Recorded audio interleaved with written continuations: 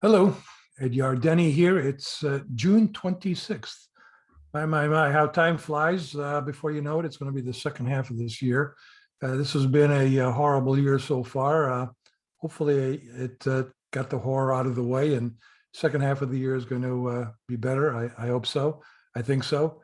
We'll see how things play out, but we'll certainly be watching it on a regular basis for you. I am recording this on Sunday evening. Tomorrow, Monday, I have another commitment, so I can't do my usual live call with you and Q&A. So let's proceed. Here in Long Island, we had a nice hot weekend. A lot of the hot weather in the middle of the country has moved over to our neck of the woods. I hope it's not too hot where you are. It was a little too hot for my taste, but then again, it is summer, and it was the first weekend of the summer, and it certainly felt like it. Now, with regards to the markets, it certainly was a fun week for a change in the stock market, and even the bond market kind of managed to hold its own without any more deterioration. The stock market made its recent low on Thursday, June 16th at 3,666. As I noted last week, it's kind of funny. The low that we made on March 6, 2009, which was an intraday low in the bear market that occurred during the great financial crisis, that intraday low in the bear market was 666. So as of Thursday, a week ago, we were still 3,000 points above the low that we had made in the previous bear market. Just for fun, for now, I'm going to use 3,666 as a potential bottom in this bear market until I'm proven wrong. The forward PE got down to 15.3 on that date, June 16th. Then we bounced back up over, I think it's about 16.5 on Friday. Friday's action was interesting. It was a very strong continuation of the rally we've had since June 16th. And I think a good part of that was because the day before, Thursday afternoon, after the market closed, we got news that the major banks had passed their latest Fed stress test, which means that they can continue to buy back their shares and pay dividends. And that made them look pretty attractive.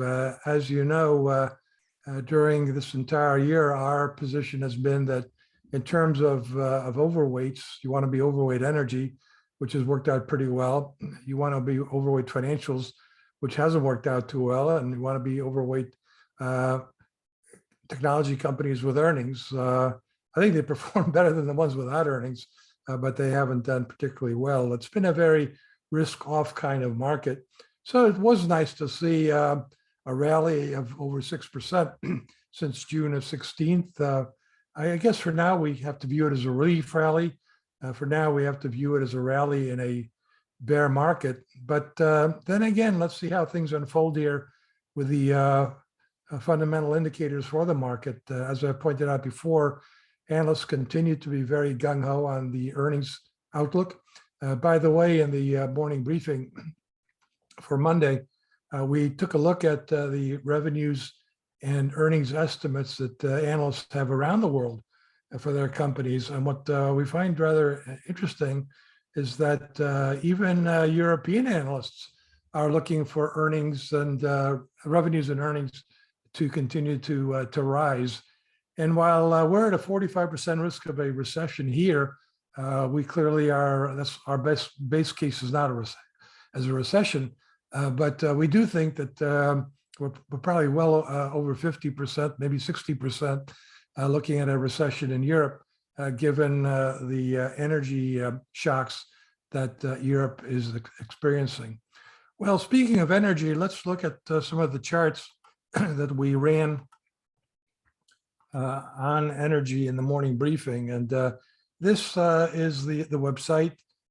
Just since we have a little bit of extra time today without the Q&A, I wanted to point out to you that our daily QuickTakes, sometimes it's 1, sometimes it's 2, sometimes it's 3 quick takes a day. Whenever I get inspired and I want to get something out to you quick, we put out something called Quick Takes. And you can look at the archive of the Quick Takes on the website. So I'm actually pretty proud of what we've done over the past week and a half or so. We kind of got the market right. We'll take a week and a half of being right, given how hard it's been to be right in this market this year.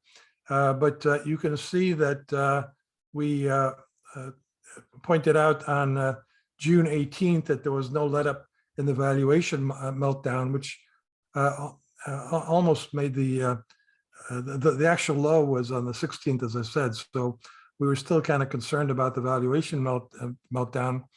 But then we saw that the Business Week front cover story showed a well, what can we call it? A motion sickness bag that you have in an airplane, and indicated that we're all kind of getting motion sickness from the market and want to throw up. So we kind of view that as a contrary indicator. So the market made its low on the 16th. Business Week comes out with a cover story on the 19th.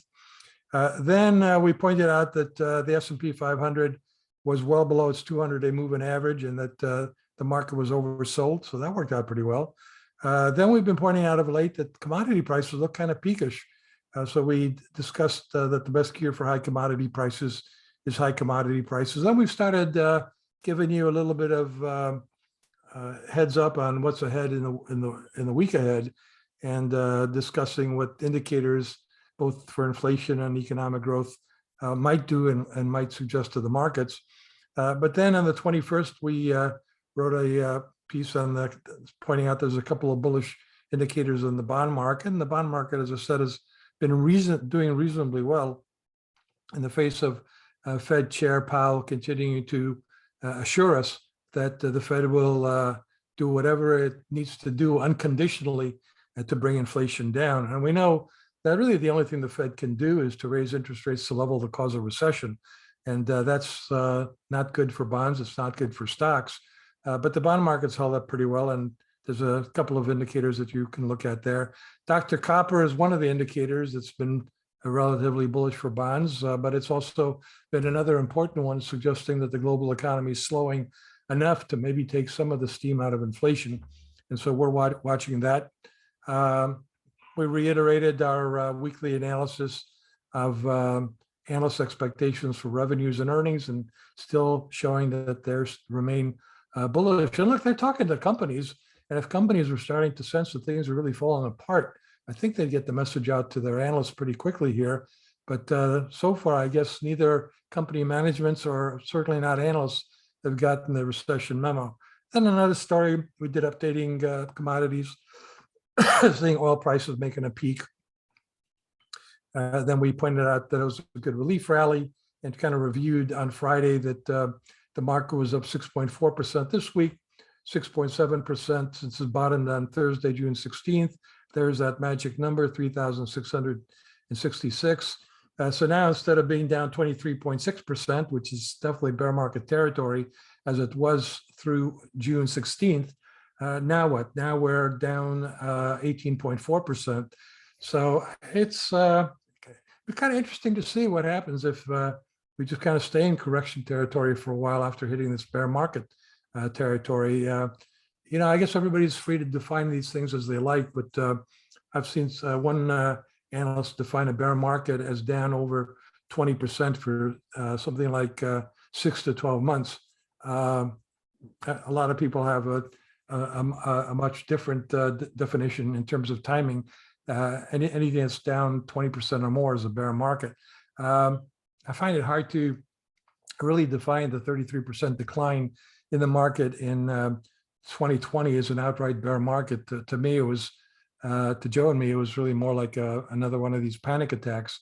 But the sell-off this year is, whether it's a correction or a bear market, it's been different than the panic attacks we've had prior to this, because what this is all about is the Fed no longer providing liquidity, being a backstop for the market, but instead being focused on bringing inflation down. Well, let's go here to the, let's see if I got that right. Yeah, this is the chart collection for the 27th. Okay, so let's look at some of these charts. So we did focus quite a bit on energy and just pointed out that climate activists mean well, but they're not economists, most of them. And most of them seem to have this attitude that if they can persuade governments to make it hard to produce fossil fuels by imposing onerous regulations on fossil fuel production, that will drive the price up, and that the higher price will overnight work. That it's an odd situation where, on the one hand, they're massive interventionists trying to get the government to massively intervene in the energy market. And then when the price of energy goes up, they're rooting for the free market forces to convince people to go out there and buy electric vehicles and use more clean energy. And of course, that's very naive, as we've seen, and has had some pretty awful geopolitical consequences, as we're seeing right now in the Ukraine war and its impact on Europe. But clearly, we've seen gasoline prices go up. And it's not all climate activism. I mean, the fact of the matter is, we came out of this lockdown recession with a lot of pent-up demand for just getting out of the house and buying things and getting on the road and traveling. And so there's a tremendous surge in demand. And at the same time, we saw some problems on the supply side. This is gasoline supplied, which is a proxy for demand. And as you can see, the 52-week average came down dramatically, and then it's had a nice rebound. And it looks like the price mechanism may be working in terms of slowing things down in terms of the demand for gasoline. So again, this is a 52-week average. Maybe this is nothing, and we're going to see further increases here. But then again, $5 gasoline is, I think, starting to have an impact on slowing the demand for gasoline. On the supply side, this is an interesting story. It shows you U.S. operable crude oil distillate capacity, which includes the ability to refine gasoline from crude oil. And you can see that the drop in refinery capacity has not been all attributable to Joe Biden's anti-fossil fuel policies. That we did start to see that these are started to come down. Maybe the energy industries got a sense that they're not liked anymore, and that whether it's the federal government or state governments, that there's going to be more political pressure to reduce our dependence on fossil fuels. So why bother building refineries if states like California are going to ban gasoline engine cars? So I think that was already starting to happen, and I think with the Joe Biden administration's, with his pledge to end fossil fuels, obviously that's exacerbating the situation. As you know, we've had a series of tit and tats for over the energy situation between the Biden administration and the energy companies. Anyways, the crack spread has soared dramatically here. We've seen a couple of periods in the past where it was up quite a bit, but this seems more sustainable and more a function of the shortage of refining capacity, which simply cannot be suddenly lifted overnight, and it actually takes a very long time. So we're probably going to have to see some demand destruction here, and $5 gasoline might very well do it. You can see that when we translate this to how much households are spending, you can see that on a per household basis at an annual rate, households in March were spending something like $3,700 on gasoline. There's a kind of what we call a Blue Angels chart here, showing gasoline consumption per household versus different levels of the price of gasoline. So at $5 a gallon, which is where we are now, we go from something like $3,700 at an annual rate in how much households are spending on gasoline to something like $5,800. So that's a significant increase. $3,000 is significant. It doesn't look that bad when you look at the percentage of gasoline as and other motor fuels as a percentage of disposable personal income. It's still very low. Even energy is still very low. But of course, the distribution issues are a real issue here. Lower income households clearly are getting pummeled by the expense of gasoline. And of course, the expense of energy showing up in more expensive food prices and lots of other prices going up, as you can see here. So it is definitely depressing consumers. Now, consumers are doing the best they can to keep going here. So if you just look at this increase in food plus energy as a percentage of disposable personal income, you can see that the way that's been able to go up is because personal saving, which is the personal savings divided by the disposable income, that's the personal savings rate, has taken a big drop here. It's not likely that it's got a lot lower to go, but that's what's kept the consumer spending. But as we know, inflation has really cut into consumers' disposable income and therefore their purchasing power. No wonder, therefore, that consumer sentiment, as we learned at the end of last week, continues to plunge to all-time record lows, going back to the 50s, I think the data goes. So this is the consumer sentiment index, and this is the expectations. Sorry, this is the current conditions component. Also, I think that's a record low, and the expectations are certainly at a record low. You can see that the consumer sentiment index has been much more pessimistic than the consumer confidence index. And I think that's because, for various reasons, the consumer sentiment index is much more sensitive to inflation generally and gasoline specifically, whereas the consumer confidence index, maybe the composition of the questions and how they're posed and added to and averaged together tends to be more reflective of the labor market situation, which looks very good right now. So we did some more charts here on U.S. petroleum usage, or the overview of the production. Here's a production chart. A lot of people keep focusing on the weekly data showing that we're now producing 12.1 million barrels per day. We have to put that into the broader context of overall production. And you can see that we produce petroleum also from natural gas liquids, and then there's the biofuels and processing gains, all added all together, and you get 19.4 million barrels per day in U.S. petroleum production. And it looks as though that high prices in the energy field are doing their job of maybe moderating high prices by boosting supply and putting a cap on demand. So we are seeing supplies increase. Now let's look at the rig count has been going up. The weekly production data continues to go up. Now let's put it all into sort of a supply-demand situation in Figure 12. And here you can see that petroleum products supplied, which really is a good measure of demand. It's, I mean, it wouldn't be supplied if it wasn't demanded. And this shows you what demand's been doing. Hasn't been going to the moon here. The economy is becoming more energy efficient, as you can see from this chart. And this is million barrels per day, and we know that over this period, there's been a lot of growth in the economy. And you can also see that petroleum products supplied have sort of leveled out here, actually weakened a little bit. It's a little bit crowded on this chart, but you can see basically here, product supply is 19.3 million barrels per day, call that demand. And production, as we saw from the previous chart, is 19.4. So America remains energy independent.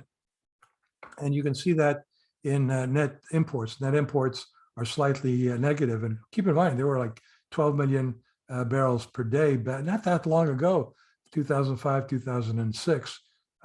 So we've made a lot of progress, and we're still making a lot of progress. The problem is that the exports are absolutely soaring. That shouldn't be a problem, but part of the reason that's happening, I mean, if we were all just kind of keeping this to ourselves, presumably oil prices would be lower here. But because of the Ukraine war and the sanctions on Russian oil, we're scrambling to send our oil towards the European economies that desperately need it. We're also trying to do that with natural gas. And that's boosted our exports to an all-time record high. But it's also meant that oil prices have been boosted by the impact of that war. Another topic that we discuss here, as I mentioned before, is the issue of investors being very pessimistic and bearish, as we've seen in valuation multiples. On the other hand, the analysts continue to be very optimistic about earnings. They didn't get the recession memo so far. They did get the inflation memo, and they've concluded that as inflation goes up, so does revenues. And so 2022 and 2023 revenues remain on upward trends. Put a magnifying glass here, and maybe this is the beginning of some slowdown here.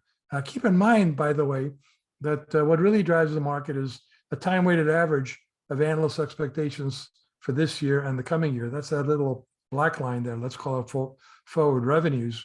And you can see that in the past, we've had situations where forward revenues continued to rise, even though analysts were too optimistic about the current year and the coming year. So they had to lower their numbers, for example, 2016, 2017, but because 2017 expectations were lowered to still a very optimistic level, forward revenues continue to rise. That's even more relevant when thinking about the market for earnings. And you can see that as revenues have been going up, analysts have concluded that companies are able to pass the inflationary component of revenues through into earnings, implying that corporate profit margins are holding up remarkably well. Again, they may be delusional, but they are talking to companies, and so far we're not getting a wave of pre-announcements suggesting that things are changing in a major way. I would expect to see things continuing to show slowing economic growth, and so we'll be watching that. Here's the 2023 expectations for earnings through the week of June 16th, and here's the 2022 continue to go up, and forward earnings all-time record high, and the profit margins, as you can see, also remaining high, even though they are lowering their expectations for 2023 and for 2022. We get that number simply by taking the earnings expectations and dividing it by the revenues expectations. Well, I asked Joe if we could do this for the rest of the world, and we did this for the European Monetary Union. And this is actually fascinating that the revenue expectations have come up a lot. And again, some of that may be heavily weighted by the energy sector, which has seen its revenues go up a great deal. But it is interesting to see the revenues have gone up. Even more interesting is that even in Europe, there isn't the sense that these costs are squeezing profit margins. As you can see, the 2023 and 2022 estimates are also going up into record high territory, with forward earnings rising, and the profit margins are holding up pretty well. I think Europe is much more likely to fall into a recession than we are. And I guess what I really mean is a recession that really depresses earnings. We could have a mild recession here without much of a depression in earnings. We took a look at Japan. We took a look at a few other places around the world, China. But the one area where we are seeing some weakness in expectations is for emerging markets. The analysts for emerging markets are lowering recently their numbers for 2022 and 2023 for revenues. Same thing for earnings. And as you can see, margins are taking a dive. So clearly we know that the overseas investments in the stock market have actually outperformed this year relative to the US. Staying home has not been the place to be on an overweight basis compared to go global. However, go global fundamentally doesn't look all that good to us. And the main reason that stay home hasn't worked out relative to overseas is for the same reason that we outperformed for the past several years, is the mega cap 8 stocks, which were the outperformers in the growthy areas, have been underperforming so far this year. But then again, they did pretty well in this recent relief rally, if that's all it is. And from a fundamental perspective, we're not ready to call it quits just yet on overweighting stay home. So that's it. Again, I had to pre-record this because I have a commitment on Monday. I hope you find this helpful. Hope you find the quick takes useful as well. Have a great week. It's a week that's jam-packed with economic indicators. We reviewed them in the quick takes piece on the week ahead. Hopefully that'll give you some guidance of what to expect. Again, all the best.